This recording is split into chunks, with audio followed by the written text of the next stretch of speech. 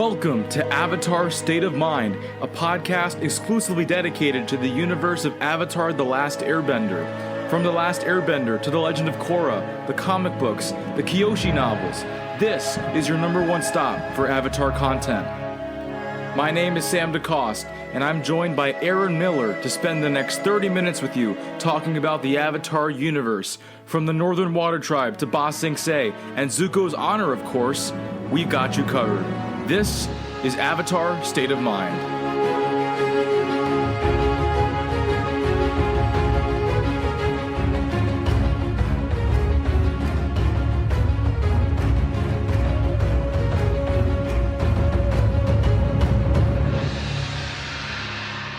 We're here on episode 7 of Avatar State of Mind from Boston, Massachusetts. My name is Sam DeCoste. Aaron Miller is right in front of me. Aaron, welcome back. Oh, thank you, Sam. It's good to be back on this very foggy evening. I was just out for a walk. I mean, you were too.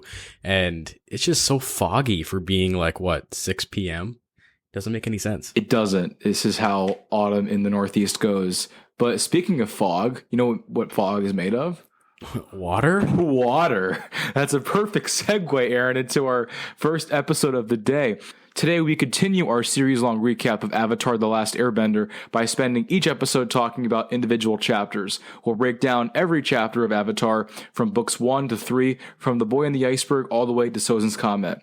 Previously on the podcast, we talked about the Winter Solstice, the two-parter, in episodes 7 and 8. Next up, we're talking about episodes 9 and 10, the Waterbending Scroll and Jet. Before you listen any longer, let this be your spoiler warning. Do not listen to the show today unless you have watched the first 10 episodes of Avatar The Last Airbender. Ideally, the whole show, but if you've just watched the first 10 episodes, then I think that will be alright. So, let's get started with the Waterbending Scroll, Chapter 9. This chapter has a lot going on, even though it is not one of the more heralded episodes in the series. It starts off with Aang reeling from his meeting with Roku. He's freaking out because now he knows he has to take out the Fire Lord in a matter of a few months before the summer's over, whilst learning the 3 other elements that he does not know. Obviously, things are intense after what happened at the end of the last episode. Yeah, I was very shocked and, surprised, those are synonyms, about the way that Aang was just freaking out. Obviously the previous episode ended on a very, serious note. It ended with the entire main plot of this entire series being laid out. But this episode opened with Aang with his hands on his head, just walking in circles while Appa's flying. So it kind of brings it back to, the children side of things, back to, reality of the Avatar universe where people are just, lighthearted, just joking around pretty much. As we said last episode, I think the Winter Solstice set the show into high gear because now Aang knows he has a mission to accomplish, and now he's freaking out. So that provides the easy bridge for Aang to begin learning waterbending, and that's when Katara offers to show Aang what she already knows. And Aang proves to be a natural right away. He shows how connected to water he really is. Even as an air nomad, the first element that he's learning that's not in his own culture, he seems to pick up instantly. And you could see the Katara is not happy about it. She's very upset. You would think, because this is, to me, very fascinating. Apart from this episode, the first 8 episodes so far, Katara is a girl full of hope, looking to win the war, trying to avenge the death of her mother, trying to help Aang and the Avatar do whatever he needs to save the world. And now she becomes filled with jealousy and rage when she sees Aang become a natural waterbending. I was just so surprised on how quick Aang picked up waterbending. Obviously he's the Avatar, but I'm pretty sure, in this episode, Katara even said that she's been practicing one of the specific moves for months. And the moment Aang starts doing it, he's, pretty much mastered that move. So, the jump from him not knowing much to being much better than Katara is kind of astonishing. But honestly, in the long term, I definitely think Katara is much stronger. She just took longer to learn.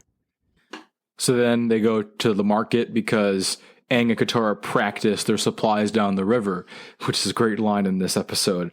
So then they go to a pirate ship in the market downtown, and Katara, first of all, Aang buys this bison whistle, which is very obscure and obsolete at first, but it turns out to be a very pivotal prop in the rest of the show, especially during book 2. But in the immediate future, they go to the market, they go to the pirate ship, and Katara discovers their waterbending scroll, which they stole or high risk traded with the North Pole, and a buyer from the Earth Kingdom already lined it up to pick it up, unless Aang had 200 gold pieces on the spot to pay for it. And then Katara rushes Aang and Sokka out of the pirate ship. She steals the scroll, and the gang has to escape. And then they start learning from the waterbending scroll from Aang. That is, Aang and Katara learn from the waterbending scroll, but it really just turns Katara into a monster at that point. Her jealousy becomes enraged at that point. And even at that point, Sokka, who doesn't really appeal so much to emotion in the beginning of this in book 1,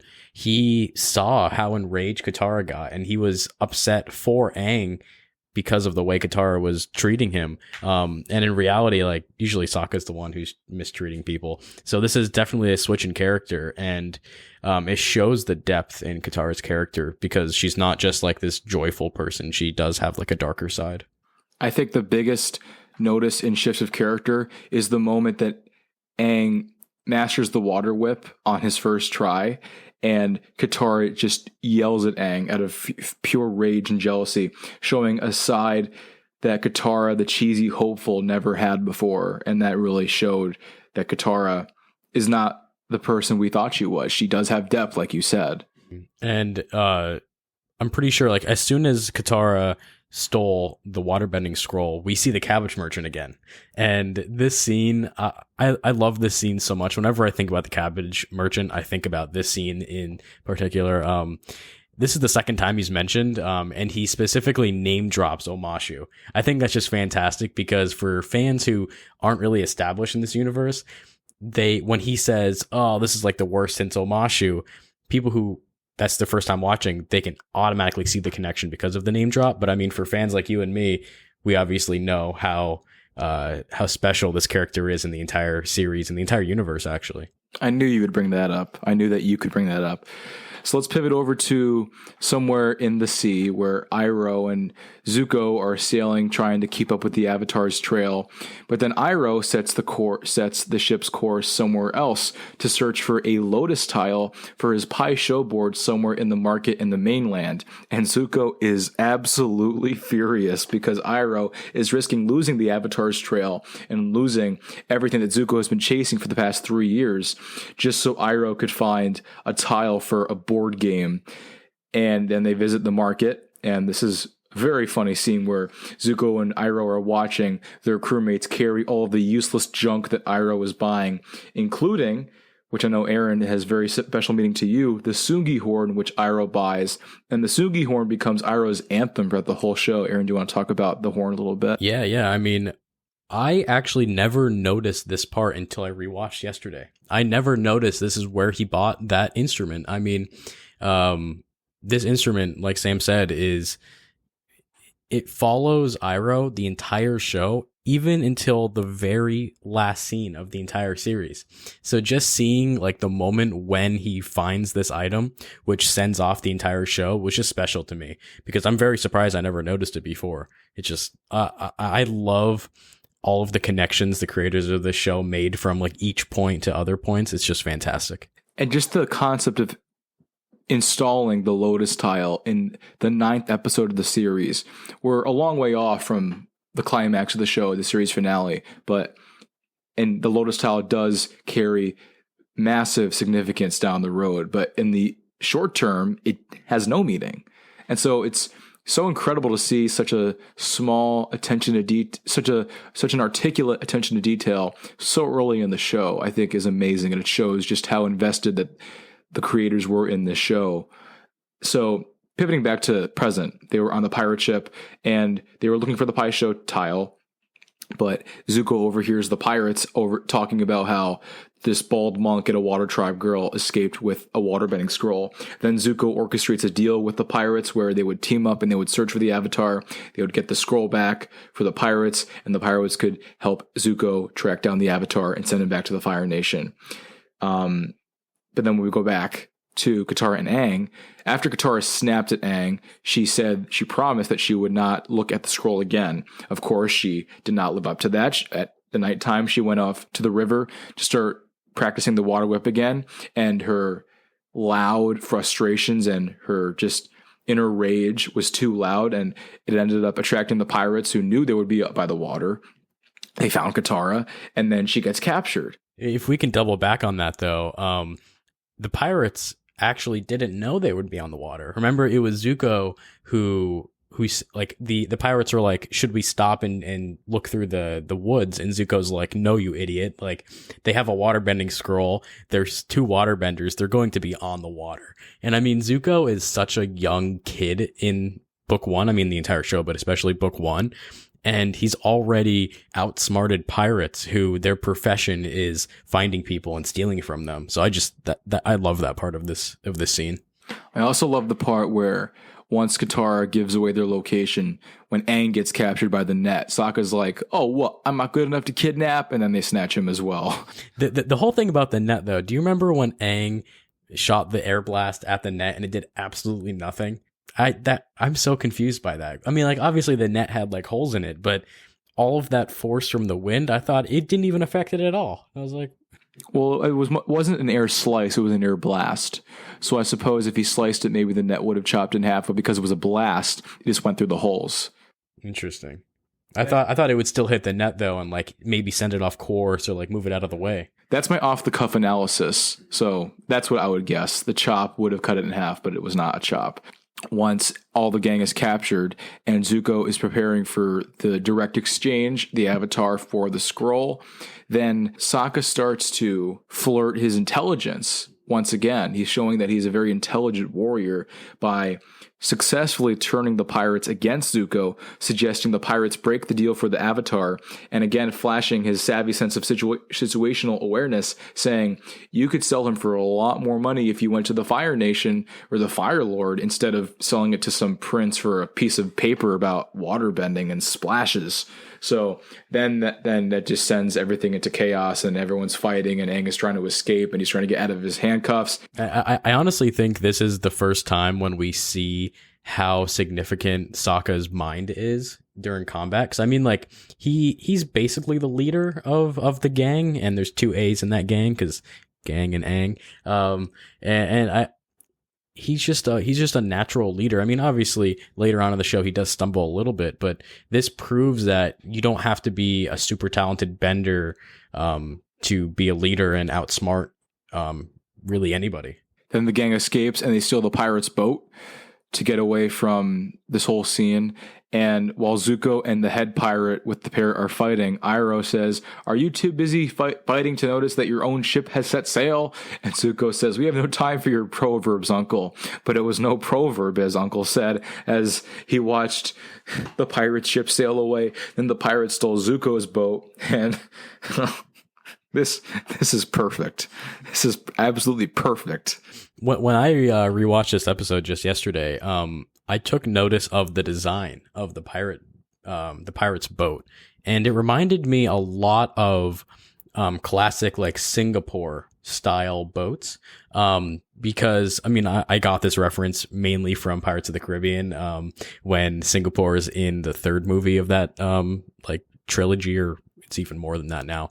But I looked it up, and the pirate's ship was definitely modeled after Singaporean ships. And it's kind of interesting because obviously the Earth Kingdom is like modeled after China. Fire Nation is after Japan. So it's interesting to see how the creators tied in other nations and other like island nations into this show by like throwing a little bit of the design aesthetic. You see, I never watched Pirates of the Caribbean, so I never would have noticed that. It's a fascinating connection that you just put out there.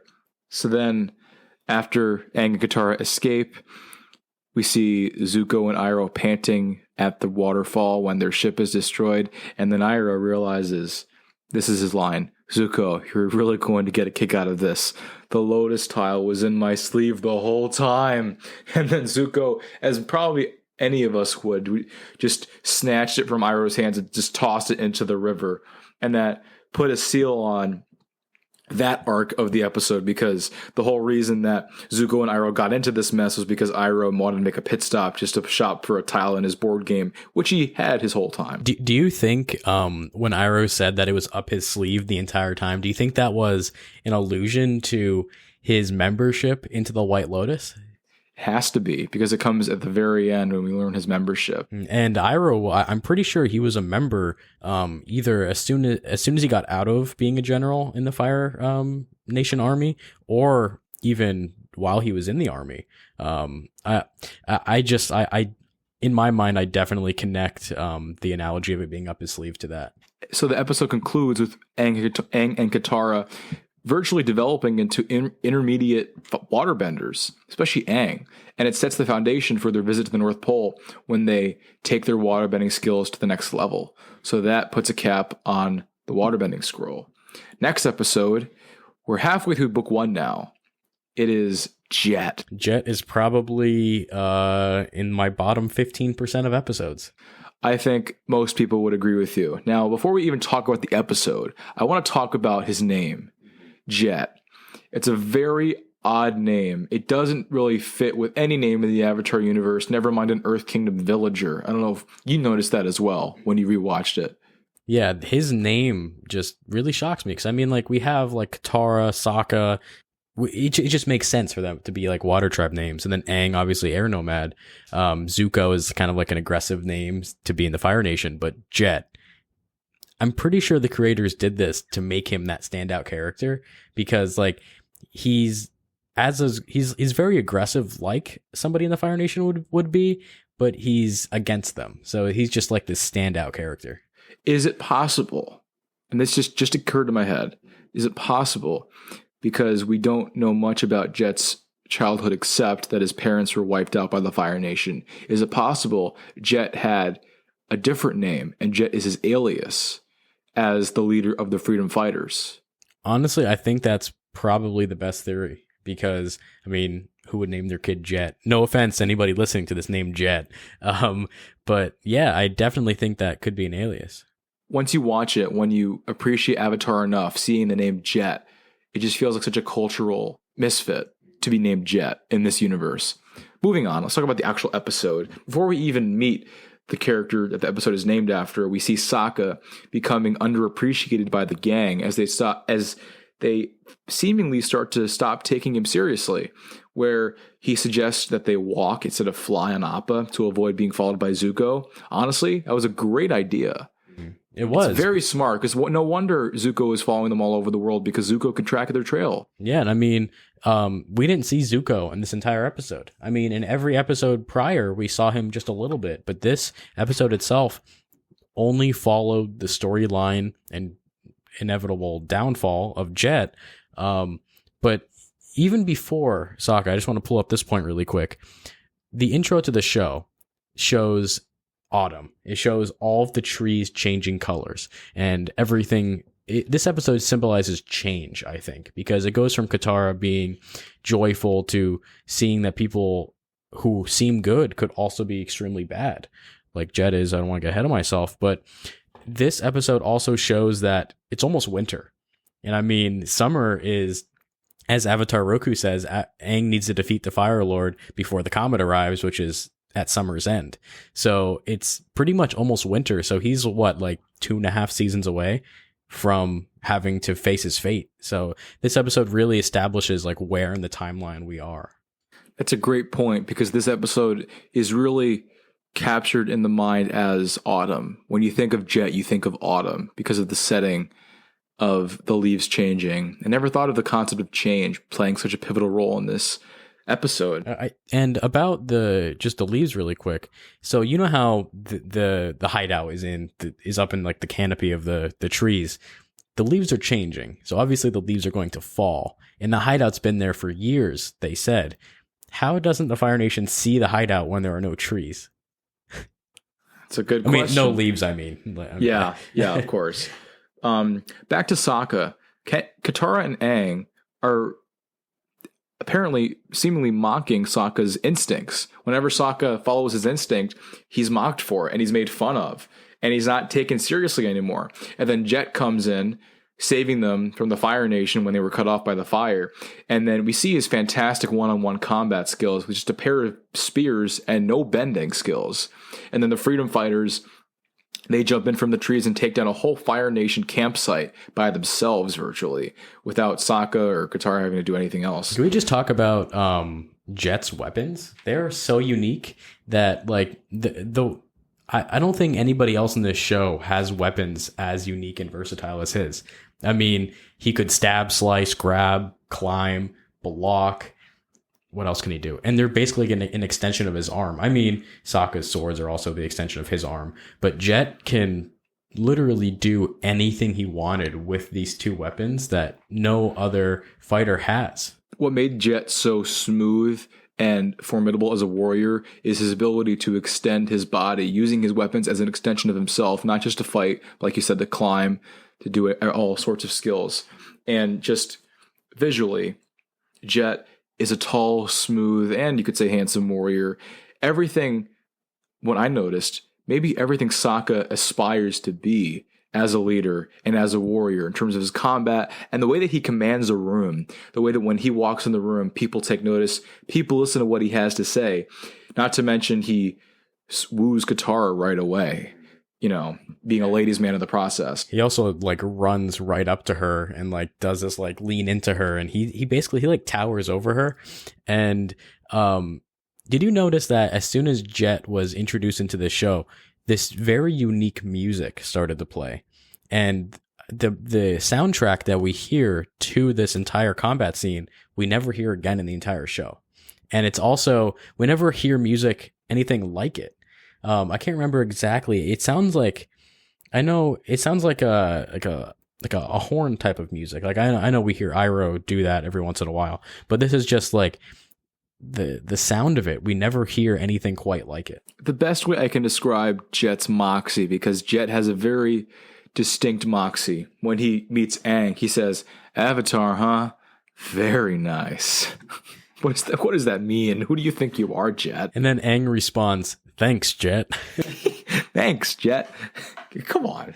What is this? Who do you think you are? You're talking to the Avatar. He disappeared for 100 years. Do you not have any feelings towards that? Huh. Very nice. Anyways, apparently Jet's been causing a lot of trouble for the Fire Nation, ambushing their troops and cutting off supply lines to the local town, which was a former Earth Kingdom village, which was conquered by the Fire Nation. But we learn about the Freedom Fighters, a band of misfits. Their lives have all been uprooted by the Fire Nation. Many homeless, many orphans, people just trying to find their way in the world and try to find meaning and camaraderie. And Jet has such a way of leading the Freedom Fighters that gets them to buy into everything they do. And the speech that he gives to the Freedom Fighters up at the tree during dinner really speaks to how strong of a command he has over everybody, that they will go to war with this man.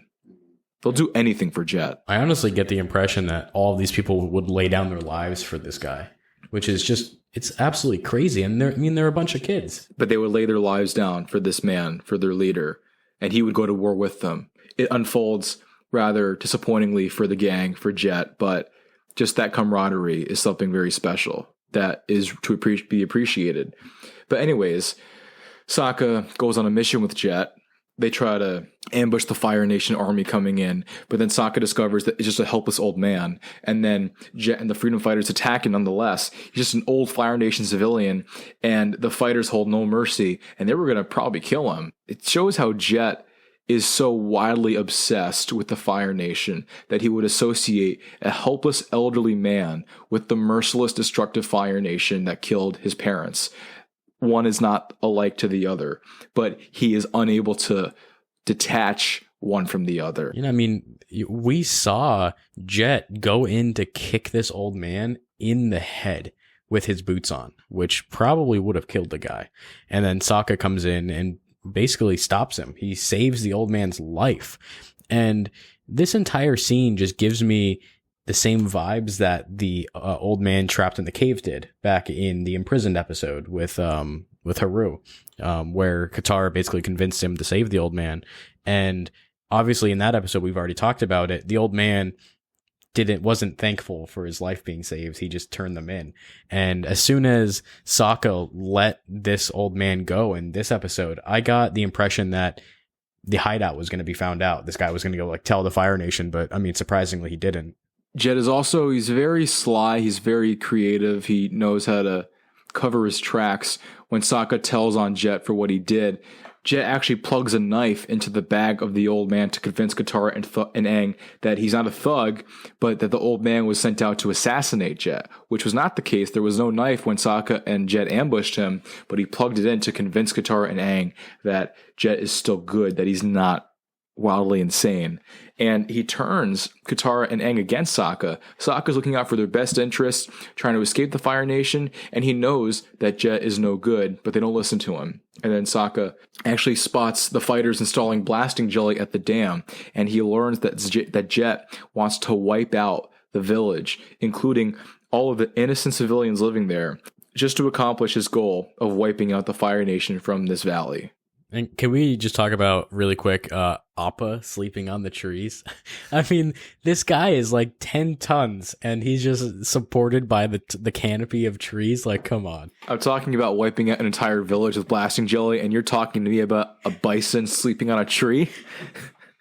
Is that the only thing that's coming to your mind? Oh, absolutely.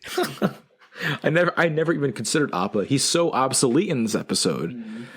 Wow. Okay. Well, we're to pivot away from that. But then Sokka is kidnapped by the fighters and sent for a walk, which is a pretty lame way of getting Sokka out of there. Not kidnapping him, not trapping him somewhere. No, we're going to go for a walk. What could go wrong with that? But moving past that, Jet runs into Katara and Aang again.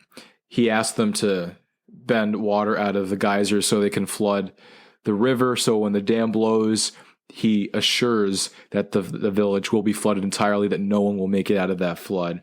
But then Katara and Aang realize that Jet is trying to wipe out the village with the dam, blowing the dam.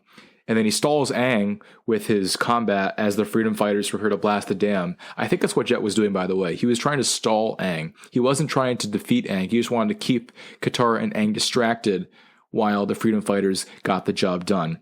Yeah, and I mean, Aang was not holding his own against Jet.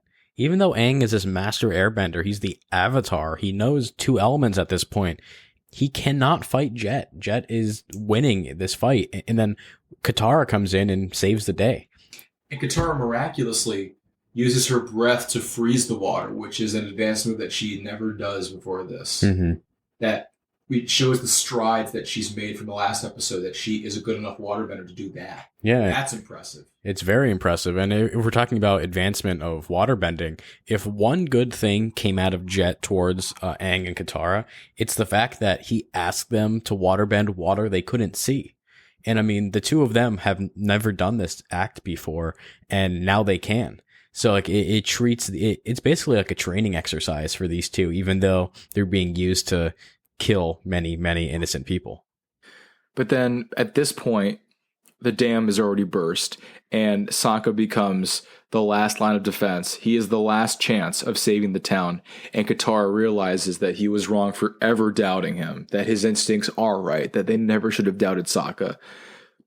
But when the town is flooded, Sokka comes to free Aang and Katara and take them away on Appa, because he freed the town in time, and he organized an evacuation with the old man that Jet abused and got everybody out in time safely. No lives were lost. The Fire Nation remained, but this whole conflict shows how much of an impact the Fire Nation has on people, that even a kid like Jet, who lost his parents to the Fire Nation, who senselessly murdered his parents, that he is so wildly obsessed with achieving vengeance with the Fire Nation that he is willing to sacrifice innocent people to get what he wants. Yeah, it's honestly so disgusting to even have a character like this. I mean, yes, it's good to have somebody who's just so crazy.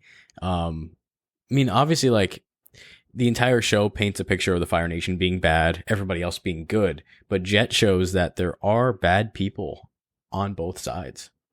He does. This shows the complexity and the depth of this war, that the Fire Nation has affected everybody, and not everybody is on the right side of this fight.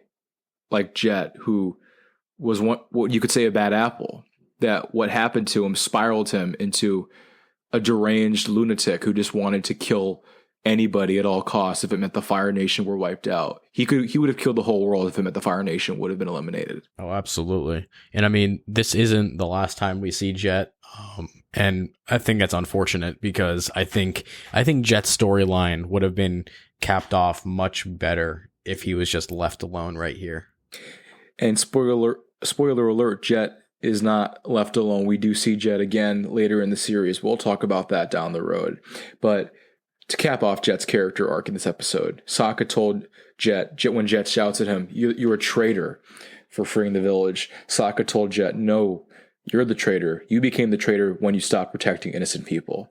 And that's what happened. He stopped protecting people like himself. He was going to kill the next Jet, the kid without parents in a village trying to find his way. He was going to kill him just so he can kill the Fire Nation. But in the end, Sokka's instincts saved the town. Even though he was being underestimated, being ridiculed, and not taken seriously anymore, it was Sokka who saved the day. And in typical Avatar fashion, as soon as all of the serious part of this episode is over, they're back in the sky and they're flying, and Sokka's talking about, like, don't deny my instincts, all this stuff. And then he ends up going the wrong way because he's on his instincts. And then it's just a humor moment that brings us back to the ground. Well, that is all for episode 10. That is the Waterbending Scroll and Jet. Aaron, that was a fantastic discussion. Yeah, I love this one a lot. I'm actually very excited to talk about the next two episodes. I know you do have some negative thoughts about the Great Divide, but I'm confident that we could lead that discussion with a lot of outside material. Yeah, so to preview the next episode, we will be talking about episodes 11 and 12. Episode 11 is The Great Divide. It's heralded as the most obsolete and most least entertaining episode in the whole series. But Aaron has pitched us a storyline beyond just the episode that goes beyond Avatar and goes to the time of Avatar Kyoshi, which has massive ramifications for the greater Avatar universe as a whole, not just The Last Airbender. So we will delve into the lore of Kyoshi and the Avatar universe with The Great Divide. Not as much the episode, because that's not what you want to hear. But then we'll talk about episode 12, The Storm, which is when we really learn a whole lot about Aang and Zuko. And it's one of my favorite episodes in the whole series, and it sets the stage for amazing character depth that we never see before this. Oh, absolutely. I'm very excited. So that is it for this episode 7 of Avatar State of Mind. Thank you so much for listening to this episode of Avatar State of Mind. We will be back next Saturday with episode 8. Please make sure to follow us on Instagram at Avatar State of Mind and Twitter at AvatarSOM for more content and to get sneak peeks at episodes before they release. If you have any recommendations for a future episode, please tweet us or comment on any of our Instagram posts. This podcast is now available on Google Podcasts, Spotify, and Apple Podcasts, so if you're a Google Podcast person, you can listen to us. For Sam DeCoste, I am Aaron Miller. Thanks again for listening to this episode of Avatar State of Mind.